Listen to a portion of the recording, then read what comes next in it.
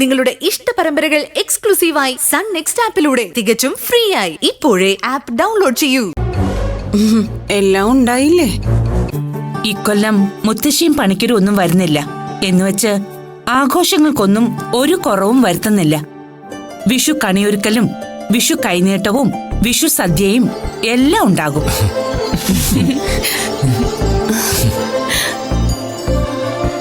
ഇത്തവണത്തെ വിഷുവിന് ഒരു പ്രത്യേകത കൂടിയുണ്ട്. രൂപേഷ് മോന്റെ കല്യാണം കഴിഞ്ഞിട്ടുള്ള ആദ്യത്തെ വിഷുവാ. അത് ശരിയാ. അതുകൊണ്ട് തന്നെ ഇക്കൊല്ലത്തെ വിഷു അടിപൊളിയായി ആഘോഷിക്കണം. അതെ, ഇക്കൊല്ലം എല്ലാവർക്കും വിഷു കൈനീട്ടം തരാൻ പോകുന്നതേ ഞാനല്ല.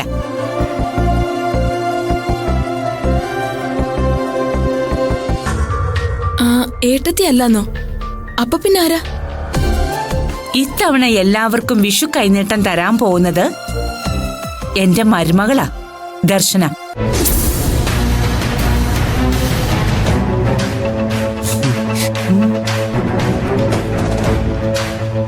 ചേച്ചി, അത് വേണ്ട. ഞങ്ങൾക്ക് ചേച്ചി തന്നെ കൈനീട്ടം തന്നാ മതി. അതെന്താ ദർശന കൈനീട്ടം തന്ന കുഴപ്പം? കുഴപ്പമൊന്നും ഉണ്ടായിട്ടല്ല ചേച്ചി. എല്ലാ വർഷവും ചേച്ചിയുടെ കയ്യിൽ നിന്ന് കൈനീട്ടം വാങ്ങിച്ച ശീലം,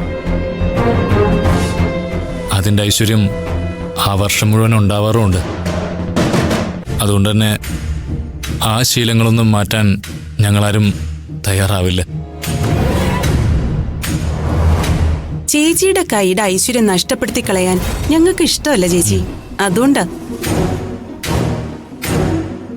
ഏട്ടത്തിയുടെ കൈനീട്ടം പോലെ തൃപ്തി വരില്ല മറ്റാര് കൈനീട്ടം തന്നാലും. ഈ മൂദേവിയെ കുടുംബത്തിന്റെ കാരണവത്തിയാക്കാനുള്ള ഇവരുടെ തന്ത്രം ഇതൊക്കെ.